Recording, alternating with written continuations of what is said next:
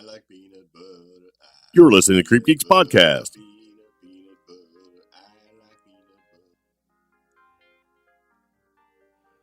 Today's podcast is brought to you by Audible. Get a free audiobook download and 30-day free trial at audibletrial.com/cheapgeek.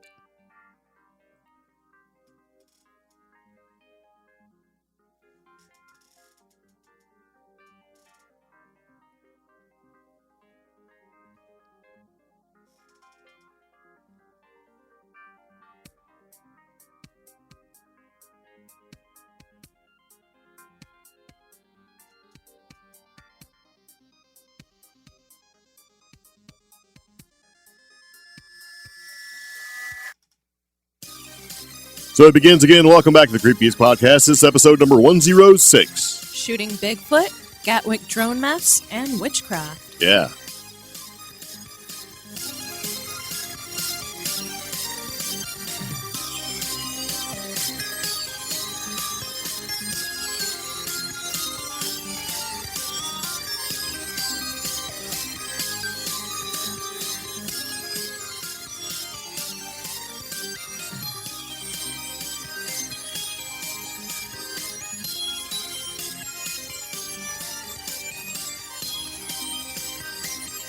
So it begins again. Welcome back to the CreepGeeks Podcast. I'm Greg. I'm Omi. And welcome to the show. Okay. We're broadcasting paranormal news and fun stories from our CreepGeeks Bunker Studio in the mountains of western North Carolina. That's true. Yeah. So what are we? We're an offbeat news podcast that takes a lighthearted approach to the strange, the stupid, paranormal, and tech topics circulating the web. That's right. Very, very nice. So thank you very much for tuning in. If you're listening to us the very first time, we talk about stuff that we think to be funny. And weird. And wacky and all the other good stuff. Yep. And you can hear us all over the internets. iTunes, SoundCloud, iHeartRadio, Google Play. Anywhere you can get a podcast, you can listen to us. And wherever you are listening to us, you should take the time to leave us a 3 to 5 star quality review because we'd really appreciate it.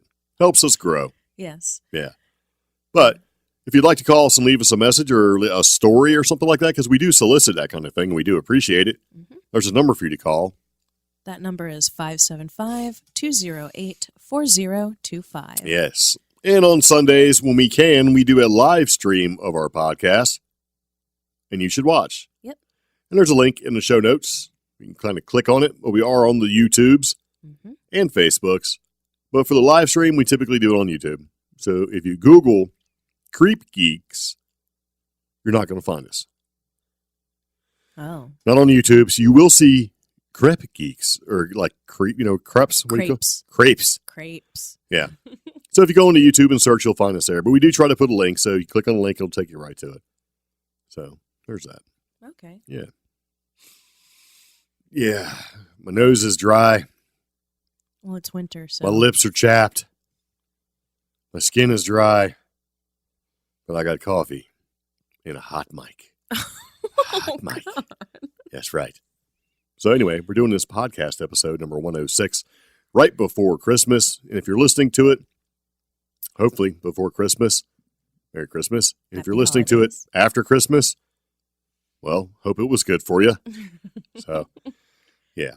But anyway, you can also check us out on our website. We have a website called CreepGeeks.com where you can find out some of the stuff we do, articles we post, Instagram pictures we take, and you can listen to the podcast. Oh, yeah. We do provide a direct link to our podcast on the website. So yes. Yep. And if you go to Instagram and search for us, you can find us under CreepGeeks. Yeah. So there you go. So all that wonderful stuff, announcements, information has been complete, and we can now begin. All right. And as we like to start our podcast, we typically have a random factoid, an interesting random factoid, and I have one for you. Are you ready? Sure. Okay. This is something to think about. You can grow extra nipples. That is so disturbing. Yes, it is. That's why I clicked on it. I had to read. I'm like, okay, I got to check this out because I don't want to grow an extra nipple. I mean, I got 2. I don't know what purpose they serve other than just maybe decoration. But anyway, it So these things called extra nipples, formerly known as supernumerary, right, nipples, are not all that uncommon. Studies have estimated that they occur in pretty much amounts ranging from 0.6 in Americans to 5% for Japanese women and celebrities, including Mark Wahlberg and Tilda Swinton. They got extra nipples. That's kind of gross. Yep. So when I read this, I was like, oh, what they're saying is it's a possibility to have an extra nipple. Not like, hey, if you read this, we're going to show you how to grow an extra nipple. You know what I mean? Like, I didn't know you could do that. So I clicked it to see if there was a way, that I could just grow an extra nipple, right? I'm like, I've been on this earth about 48 years and I've never heard of this. So, I checked it out. No. They had it's just, tutorial posted. Yeah, something that says, hey, you can basically do something and boof, you just grow an extra nipple. That is not the case. Feed your budding nipple, miracle grow, like that, keep it under a warm light. You pick a weird mole and rub some dirt on it or something like that and poof, extra nipple, right? No, that's not the case. They're saying that it is a possibility to have extra nipples. Supernumerary. Yeah, supernumerary nipples. Yes. They're not all that common. But I like that. 0.6% in Americans and 5% for Japanese women. And celebrities. I'm like, this is not written very well. So 5% of Japanese women have a couple extra. Yeah. That's crazy talk. I actually knew a kid in school. Mark Wahlberg. Yeah. Hey, say hi to your nipple for me. That's all I wanted to do. That's the reason why I put that in there. There was a kid in school that had one. And when what do you do with it? Do you give it a name?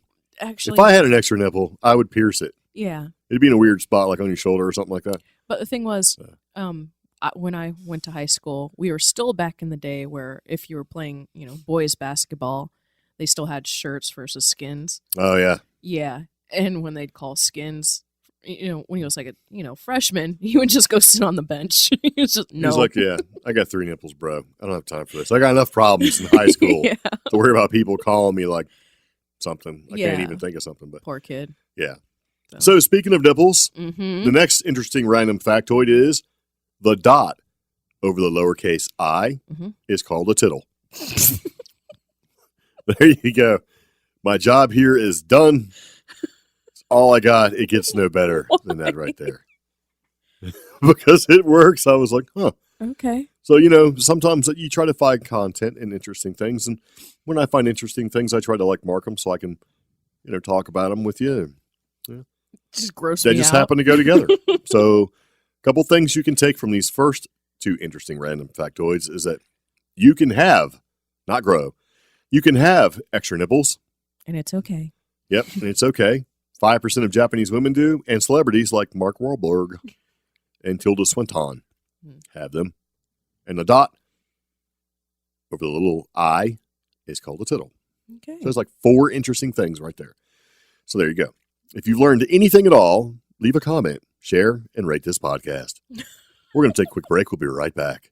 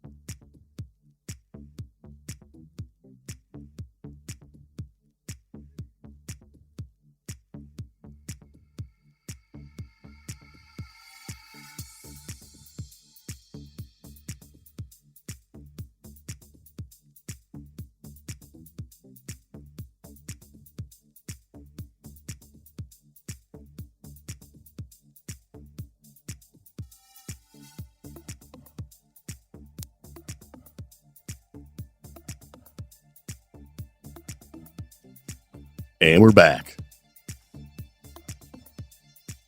It's small breaks like that that allow me to get a drink of coffee. That's right.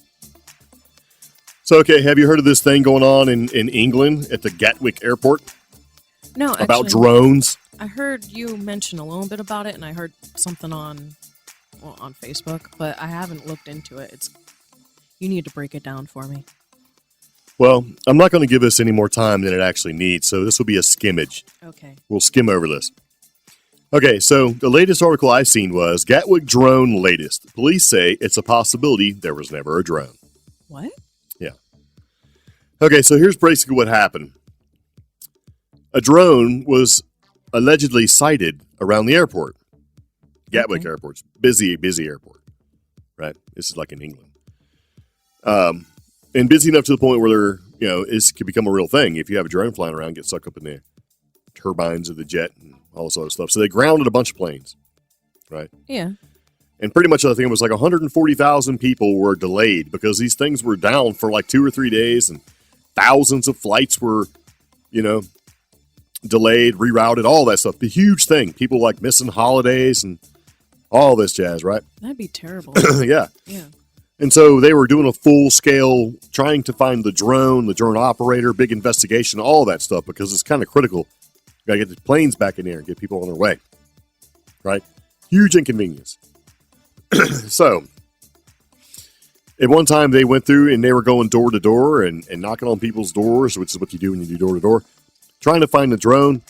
And people were like, being answered to and asked questions about and all this other crazy stuff. They couldn't really find anything.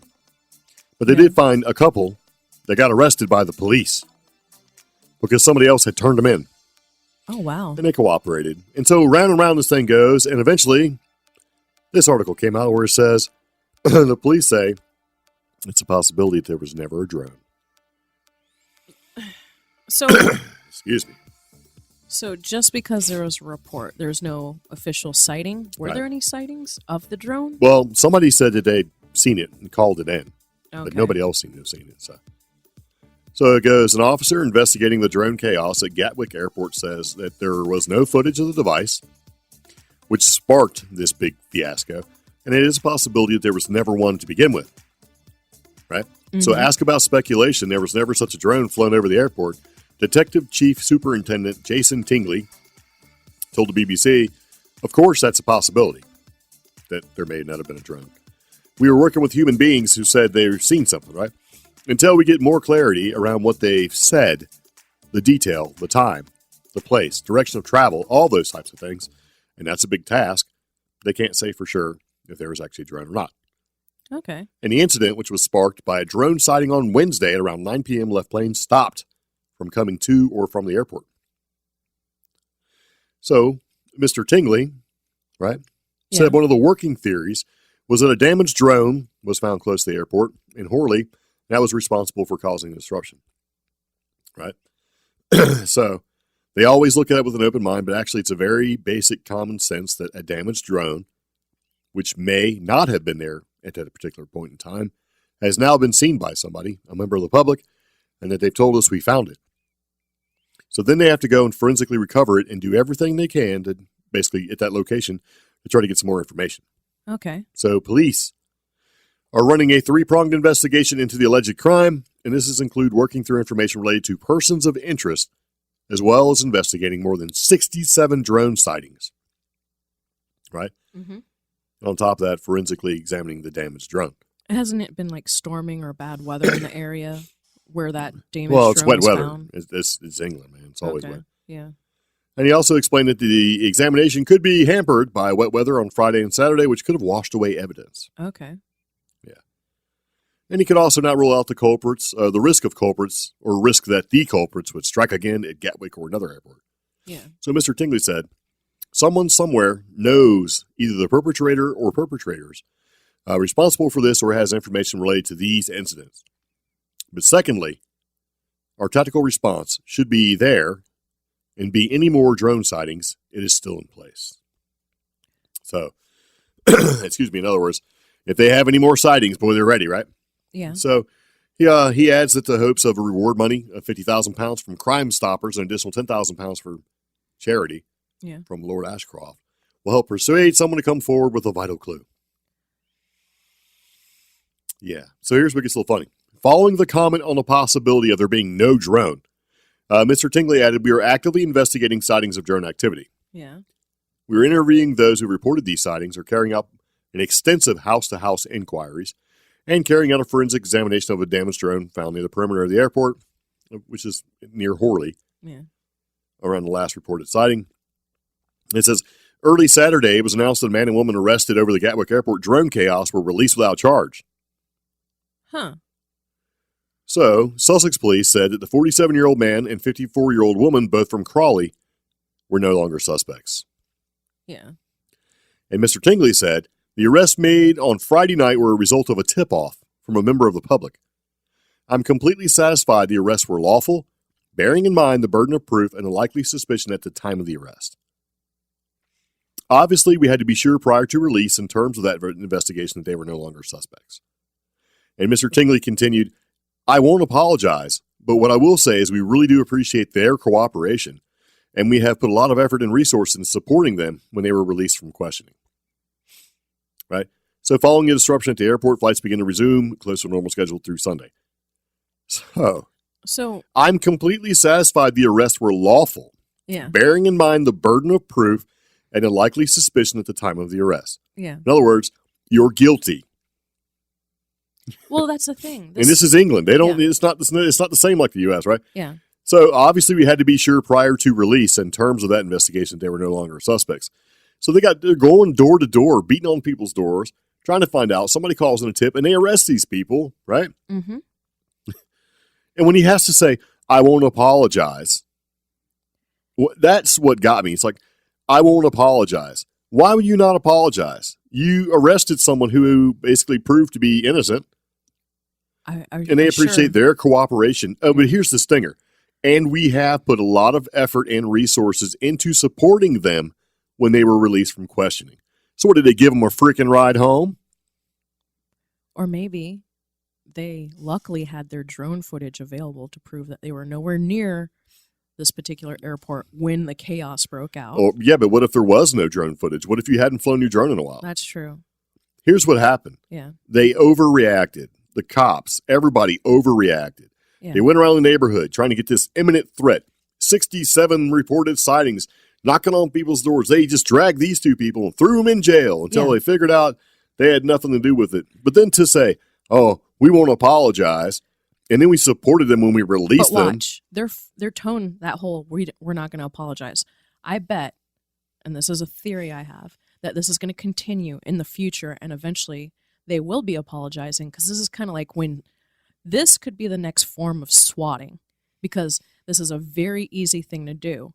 It's going to incite panic and safety concerns near these important places of travel, like airports. What if people just start calling in drones when there are none? Well, see, that's what I think happened here. Yeah, it's like swatting. Because the community, and there's a group of people that are against the airport being there because they fly all hours of the night, and it's very loud all the time.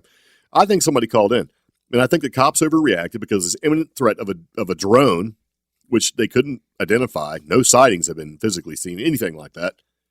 And they went and they started, beating on people's doors and doing all that stuff, and they pulled them out of their, I'm sure they did. They pulled them out of their house and took them straight into jail, and then tried to browbeat them into, give up the drone, that kind of thing. And they probably didn't have one, or it wasn't the same type. It wouldn't matter, because how would you even know? Because nobody had actually seen this whole thing. But see, to add, and here's where I know there's problems, right? Mm-hmm. To add, I won't apologize, right? And then we put a lot of effort into them, because we supported them after they were released from questioning. So what did they do? How bad did they treat these people where the guy has to automatically be on the defensive and say, I'm not going to apologize for what I did?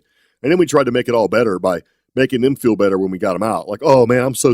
It's kind of like when you accidentally, or maybe when you're playing with your brother or your sister and you hurt them, right? And you didn't really mean to. You're like, oh, I took it too far. I hurt them. So then you try to smooth it over by giving them treats and stuff like that to try to make them feel better, right? Yeah. So that they won't tell mom. But I bet you these people, I bet you that you're going to hear something. I kind of feel that it's a twofold statement, not necessarily directed at them or to us, people. No, it's directed to the outside of the situation. It's directed towards the public in that area. I'm not going to apologize, but since these people weren't actually guilty, we support them. Meaning, I don't know. They had a tip-off from the member of the public, which probably came from the neighborhood. It's trying to self-assert their right to put those two people through hell. I think it's entirely defensive. Yeah. Well, I think he's trying to say, I'm going to put these people through hell because of the panic that was caused. I think he said, no, I don't. I disagree. I think he's saying that we're going to do everything we can to make sure that we protect you and make you safe. No, that's what I meant.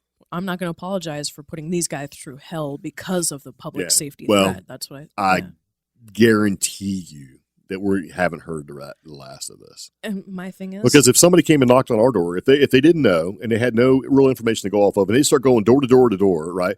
And a cop came to my house and knocked on the door and said, "Do you have a drone?" I said, "Yes." Oh, that's it.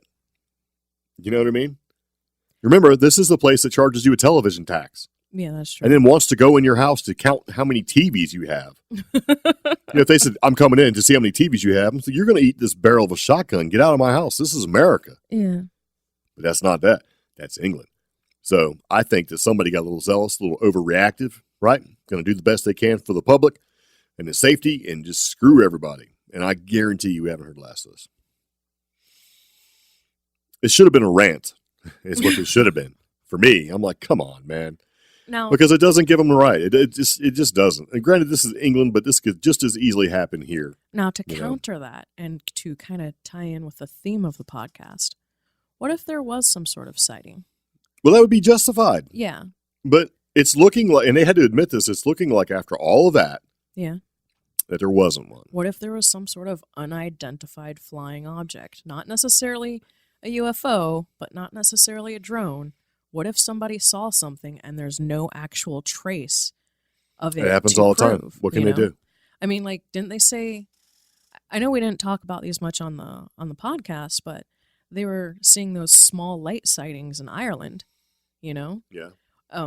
Granted, I think there's footage and I guess recorded voices from pilots, but maybe something was flying up there. It's just there's no proof whatsoever. I don't know. I think this was called in specifically. Yeah. I think it was called in by somebody from that group who hates the airport because it makes their life, loud and aggravating at night when they fly. Mm-hmm.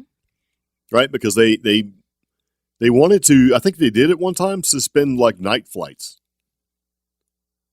Meaning that there was no, flights after 7 p.m. Yeah. Because it's so loud in the neighborhood. Because this is a major, major airport. And I think that went away. And so people are now all aggravated. I think somebody called it in. It's like a bomb threat. Yeah, so kind of like the swatting thing. Yeah. Like, this is going to turn into the next swatting. But see, somebody's going to say, well, I thought I seen it, man. I'm just trying to be safe. Yeah. Or, like as the article says, it's entirely possible that somebody was walking, seen a crashed drone, probably laying in the grass, next to the airport fence, because somebody, maybe ran into it, and then called and said, hey, I seen a drone out by the fence.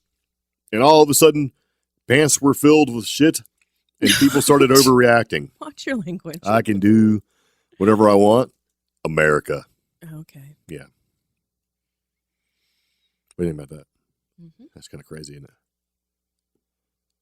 Yeah, that's nice. Yeah. Here we go. Ready for the next story? Sure. I thought this was kind of funny. Okay. But it's really not funny. All right, you ready? Yes. Quit looking at me. Just pay attention to yourself. Eyes front. All right, so anyway. Hold on, I got to wait the music to do the good part. This man was shot at after being mistaken for Bigfoot. Okay? Uh-huh. A Montana man who had been out target shooting, right, at the weekend, ended up becoming a target himself. According to reports, the unnamed man, or as my GPS says, Unimed, this Unimed man had been out minding his own business when he became aware that somebody nearby was taking pot shots at him. Oh, wow. He was like, oh, crap, somebody's shooting at me. As he ran for cover among nearby trees, 2 shots came perilously close to hitting him. When he eventually emerged, he confronted the perpetrator, who had a black Ford F-150. Right? Yeah. He said, I thought you were Bigfoot. Oh, gosh. So he's like, I don't target practice, but if I see something that looks like Bigfoot, I just shoot at it. That makes sense. Yes. Yeah. And he advised the victim to wear orange when he's out in the woods in the future to avoid looking like a target. Mm-hmm. So authorities had initially been skeptical of the man's story, But then a few days later, a woman came forward to report that she had also been shot at by a man in a black Ford F-150. Oh, gosh. Yeah. We're working hard to find this person, said Clark County Sheriff Leo Dutton. It is of great concern that this individual might think it's okay to shoot at anything he thinks is Bigfoot. There's no way this is real. Yeah, it's totally real. And that's why I'm playing this music, because this is the closest music I can get to sounding like a car commercial, like a Ford truck commercial or Chevy truck or even Dodge or Ram. Oh, gosh. You should wear orange, dude, because if I think it's Bigfoot, I'm shooting at it.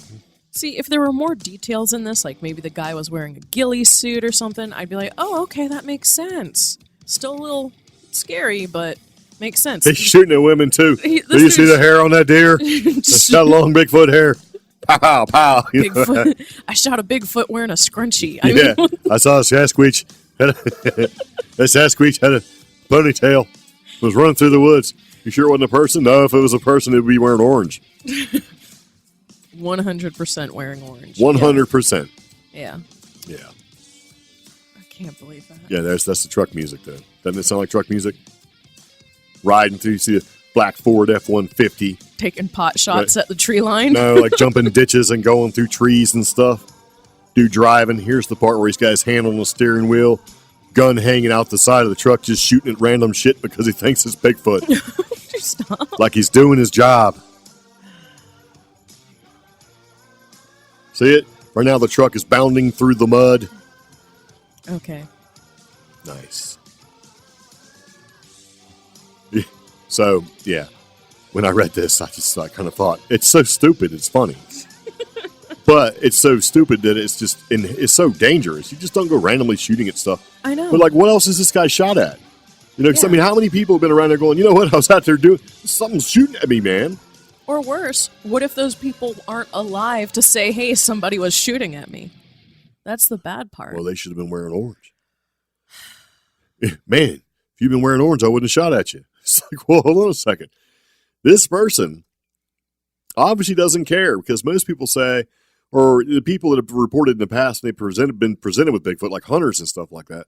When they say, yeah, I seen a Bigfoot, and people go, why didn't you shoot it? And they just say, I can't, because it, was too much like a human. This guy doesn't have that problem.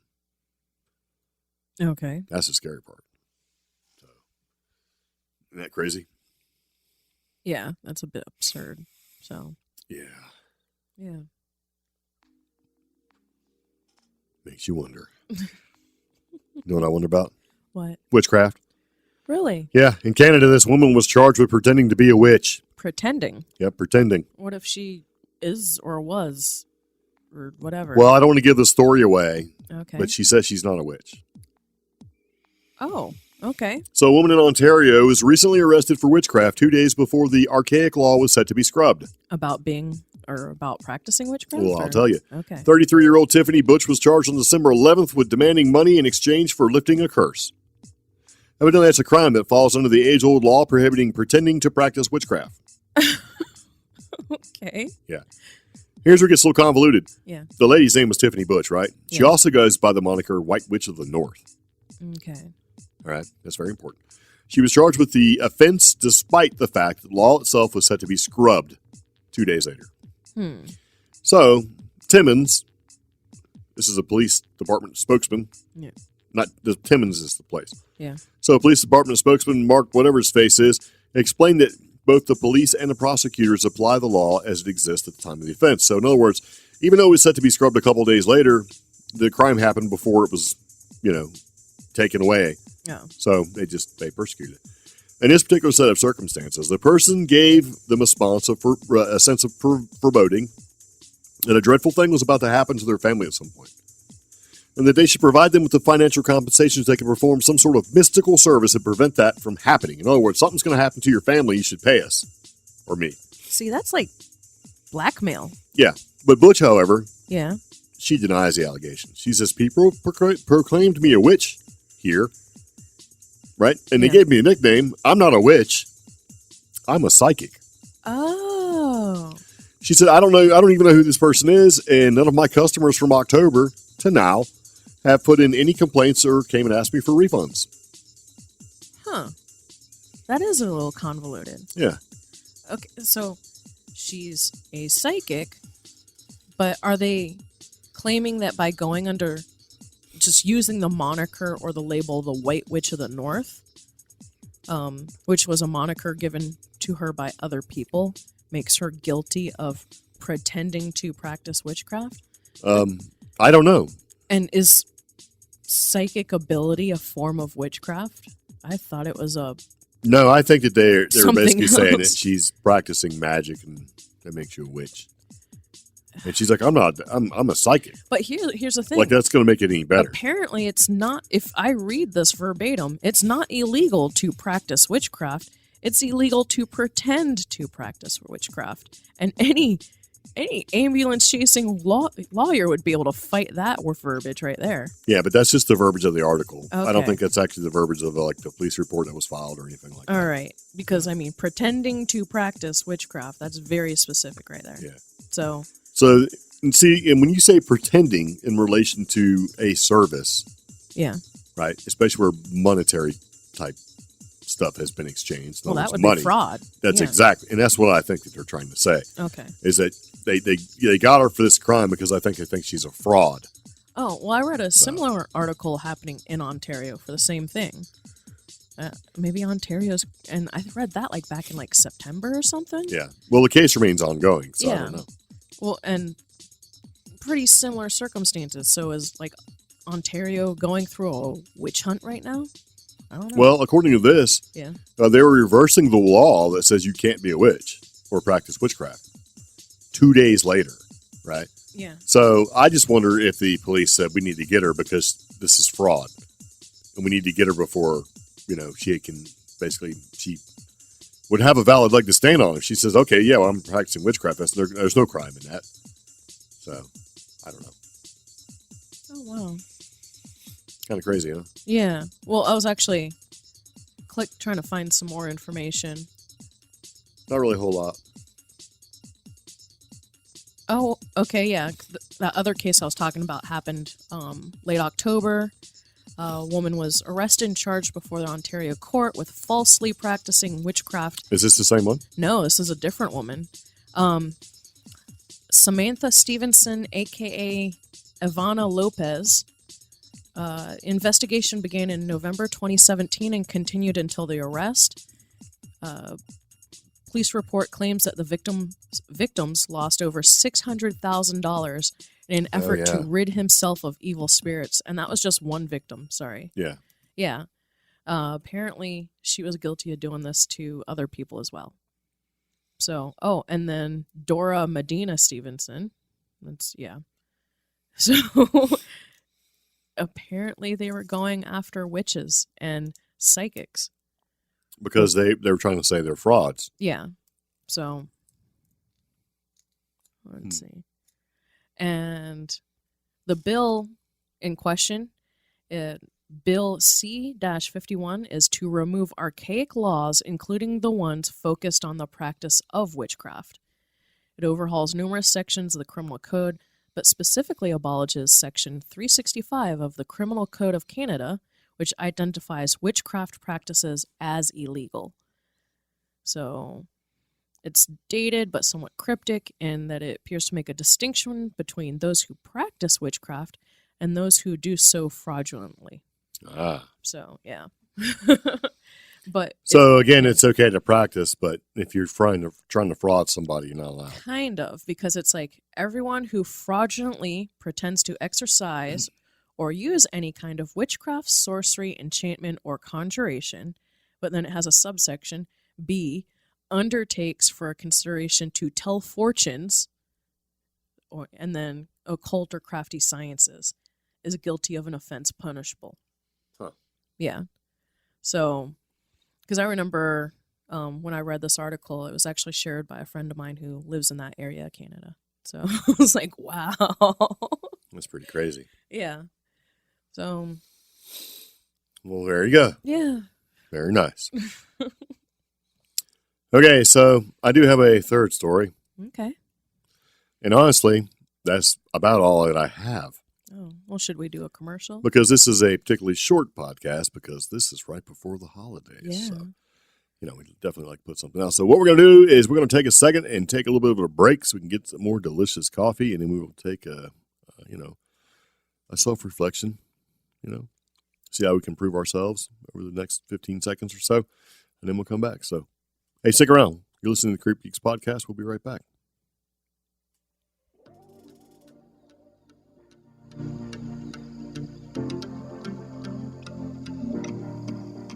Hey, it's amazing the subtle games that you are playing, and you don't even know I exist, but you have got me on your hit list, and you're conspiring, girl, you are sexual and bad, and now you got this on your conscience. Because now I'm unresponsive. Oh, but call your mama, tell her you love her. That's my bad boy.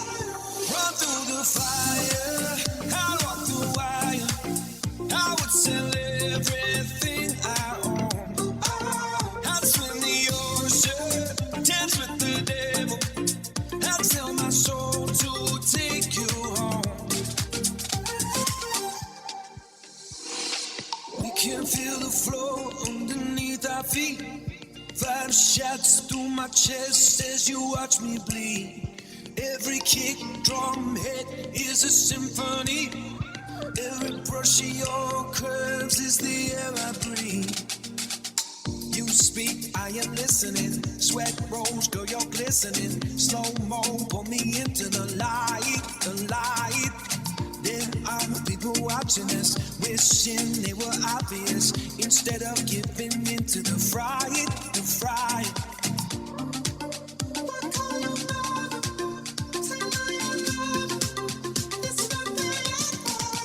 Run through the fire, I walk the wire, I would sell everything I own. I'd swim the ocean, dance with the devil. I'd sell my soul to take you home.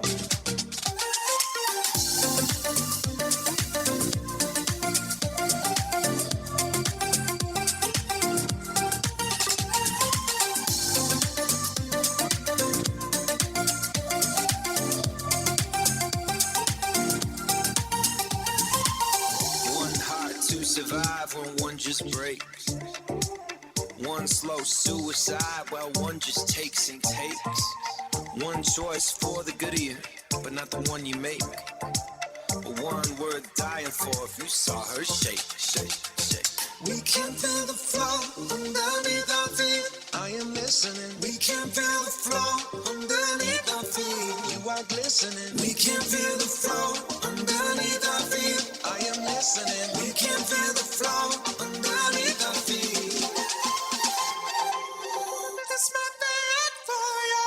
Run through the fire, out the wire.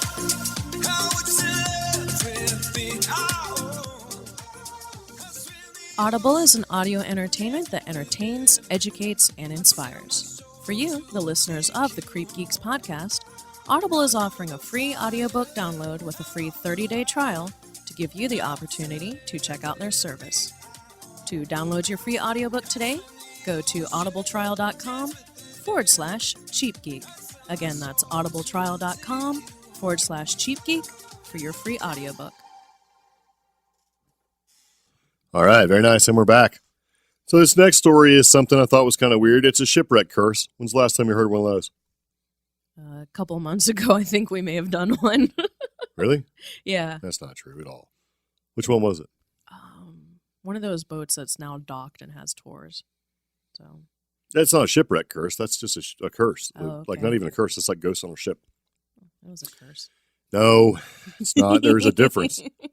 So Inuit deaths are blamed on a shipwreck curse. Oh, wow. So I had to click on this because it says Inuit, Mhm. right? And then shipwreck.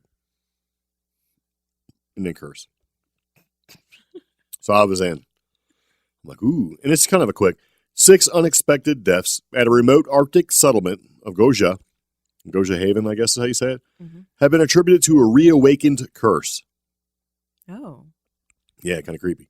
So the claims center around Sir John Franklin's doomed 1845 expedition to the Northwest Arctic Passage, which saw both the HMS Terror and HMS Erebus become hopelessly stuck in thick ice. Both crews suffered horribly and ultimately perished while attempting to reach safety. So the wrecks, which had remained lost for 170 years, were finally located in 2014 and 2016. Wow. Yeah. Yeah. So they found them off the coast of King William Island in the Canadian Arctic archipelago. Right. Huh. Yeah. So now, through a spate of deaths among the basically nearby 1,000 strong Inuit community, it's not very big. The haven itself, in other words, the whole community is like they have the belief that by disturbing these wrecks, researchers have reawakened an age-old curse. People are superstitious, and this is a local man who lost 2 close family members in a boating accident since the shipwrecks were discovered. They feel that there's a connection between the deaths and disturbing the wreck sites, right? Yeah. In other words, leave it alone. My late mother told me, even before those shipwrecks were discovered, the whole King William Island has non-human people that we cannot see. Oh, wow. It's a funny feeling when you get on the other side of that island and you sense that somebody's around you, but there's nobody around you. And Fred Peterson of the, I can't even say that, Inuit Association, however, has been quick to allay any fears. It's only the artifacts that are found that are being taken off the wreck sites. There are plans in place that if any bodies are found, they'll be left in place, and we will not bring up or disturb any human remains. Kiktikmiat Inuit Yeah. Association.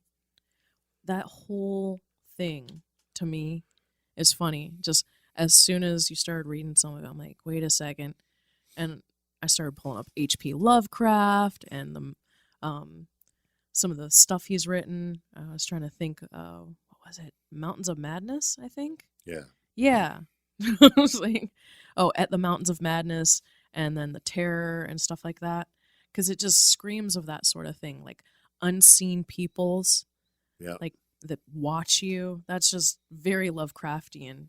But the whole curse thing and digging up doomed expeditions and stuff, that also harkens Artifacts, back to, man. Yeah, harkens back to the old exploration of Tutankhamun's tomb and stuff. Yeah. Some kind of, grave robbery. Or just the old statement, don't wake the dead. Yeah. But But it's funny, one person says, it doesn't even really talk about anything, but, you sense that somebody's around you, but nobody's around you. Yeah. And then like this Peterson person's like, well, it's only artifacts that are being taken, not disturbing the burial site kind of a thing. See, the people watching you that aren't people and aren't there. Yeah. We would get feelings non-human. we would get feelings like that when we'd be in we went to Bandelier. I felt that way. Bandelier National Monument in New Mexico. You're actually climbing their little cliff dwellings, and there was this very tall spot Greg and I and one of our friends we went to, and the smaller areas I felt His name is Dennis. Yeah, I felt okay, but when we went to that top area, which was supposed to be the community and church area for these primitive peoples, that's where It's like a community meeting area. Yeah, that's where I kind of got creeped out. I'm like, we shouldn't climb up here. And it's funny because after we climbed that stuff, we found out that's where a lot of tourists have their accidents. Yes. I mean, besides the fact it's kind of slippery and scary to get up there, but tourists would fall from that spot. And not good if you're a tourist. Yeah. Clumsy. But it's also... And we went up there, it was lightning and storming and stuff too, so it was raining, so it was even more treacherous to get up there. We had to walk half a mile back in a thunderstorm. So actually, it was longer than half a mile. It was a mile. Over a mile. It was almost a mile. It was over a mile. You always do this. Let's go hiking. It's only a mile. And I'm like, this is longer than a mile. 2 miles later, and you think you're being clever. Like, I'm going to get him out there. He needs the exercise. Don't do me any favors. I don't like it. When you go, according to whatever, this is an easy hike. I'm looking at it, it's like rating it out of 5, a 4. I'm like, you are a liar. And so you think that's funny. That's what's going to get me hurt. No. Being untruthful. I have some untruthful music for you right here. Let me find it. A 3 out of 5. No, it was not a 3 It out was of a 5. 3. No, I looked at it and it said 4 out of 5. And you're like, oh, I'm like, it's a 3 out of 5 on the other trail, not the one we were on. Because you think you know directions. He's talking about Cabazon, everybody. 3 out of 5 hiking Like, rating. well, let's think about this. Which is also a creepy place because Cabazon completely on the wrong trail. 4 out of 5. Almost got bit by a rattlesnake. And you're like, oh, yeah, this says 3 out of 5 on this trail. We're like, He's no. exaggerating. Not at all. Almost get bit by a rattlesnake. We on our Instagram. You should check it out. Which Instagram is it on? I can't remember. There's a picture of a big old It's on the fat. CreepGeeks podcast. Yeah, if you go and you look, there's a big old fat rattlesnake ready to kill us, No. ready to bite us. He was napping, and the only I way was not napping. I saw him. He was like, just come closer. You know where he was hiding? Underneath one of those signs that says, hey, this hike trail is a 3 out of 5. No, this hiking trail is a 4 out of 5. Be careful. And that's where the snake was. You know what? Ready to strike his entire distance. Those non-human people at Cabazon, they were probably whispering, it's a 4 out of 5 hike. Yeah, not even funny. I'm like, this is garbage. But Cabazon, that's another place. Wherever there's a strong link to the native peoples or indigenous peoples, you get those spiritual feelings. And that's a terrible description of it, but you get that feeling of another presence being there. And at least at Cabazon, I didn't find it menacing or scary. But in the situation we've just read about, I mean, with these shipwrecks, I would feel very ominous because I'm pretty sure shipwrecks, doomed expeditions, a lot of those are kind of tortured souls left with some unfinished business. I mean, sounds like they didn't have a successful expedition, so they're probably very tormented. Well, no, they did not have a successful expedition. Yeah. They died excruciating and agonizing demise, man. I know, so... I would say it's not a success. Yeah. But I could see that. And the strange fact that they have that, as they put it, spat of deaths occurring. Yeah. That's... Especially out of a community of like 1,000, to have like 4 or 5 people die all of a sudden, that's pretty big. Yeah, not cool. That's bad luck, man. Yes. Makes you wonder. Okay. Yeah. So anyway, that's about all we have for the CreepGeeks podcast this time. Yep. I want to keep it light. Didn't mean to go off on that rant about how my wife likes to lie to me on hikes. It's great. It's only a quarter of a mile. I'm like, I know distance. It felt like a mile because it was thunderstorming. No, it was a straight up mile. So you've done it to me in the past. Oh, it's not bad. It's only a quarter of a mile. Half mile into it, sand up to my shins. Oh, it's not bad. I'm like, if anybody would like to look up the distance for the trail at Bandelier National Monument and email us at contact@creepgeeks.com, you're going to get yourself a podcast sticker. I would appreciate that so I can prove her wrong again. Yeah. So this was our pre-Christmassy podcast episode. Keeping it a little light for you guys. Yeah. Be sure to follow us on Facebook and on YouTube. Give us that rating on iTunes, Google Play, wherever you listen to us from. Ratings help keep us visible and help us reach a larger audience. Yes. Yeah. Now, if you don't want to email us about Bandelier, but you do want to send us a message, again, that email address is going to be contact@creepgeeks.com, or reach out to us on social media. Very nice. Mm-hmm. You can also follow us on Instagram. Just type Creep Geeks Podcast. You'll start to find us. You can also find Greg as Cheap Geek. And you can find me as The Ordinary Hiker. Yeah, if you feel inclined, go to the CreepGeeks Facebook page. Yeah. Check us out. And then go to the Cheap Geek Facebook page. Yeah. So, pretty active page there. People post all sorts of funny stuff. Yes. If it's creepy, it's going to CreepGeeks. If it's not, it'll be on Cheap Geek. So, it won't hurt you at all.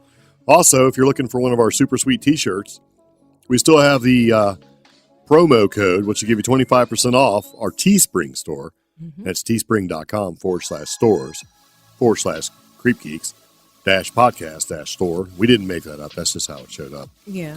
But we'll put a link in the show notes. Yeah, and you can use the code XmasRush for 25% off. That's about as cheap as we can make it, so you can get a shirt without paying a lot of money, because we only have so much control over the pricing when it comes to this sort of thing. Yeah. We're not T-shirt makers, or what do you call them, printeteers? I don't know. I don't know how they print that stuff. You know what I mean? Printers, printer people, T-shirt printers. What is that process called? Printmakers. Printmakers. Mm-hmm. Very nice. So yeah, if you're looking for something like that, or if you've seen one, 25% off, probably not going to hurt you too much. So it's very nice. Yep. Well, that's about it. Yeah. So. Do want to thank you guys for tuning in to the CreepGeeks podcast. Show notes will include links to the music we use, as well as details on getting in contact with us, and credits to everyone who needs to be credited for helping with creating this podcast. Very, very nice. So there you go. If you have any questions, comments, concerns, let us know. If you have an experience or something strange you want to share with us, give us a call. You can use that number, 575-208-4025. Leave a message. You don't have to talk to us. You can just leave a message, and we'll check it out and put it on the podcast. Yep. So other than that, that's about it. That's all I got. What about you? That's it. I want to wish everybody a Merry Christmas and a Happy Holidays. And be safe. Merry Christmas. So see you later. Take it easy. Bye-bye. Bye.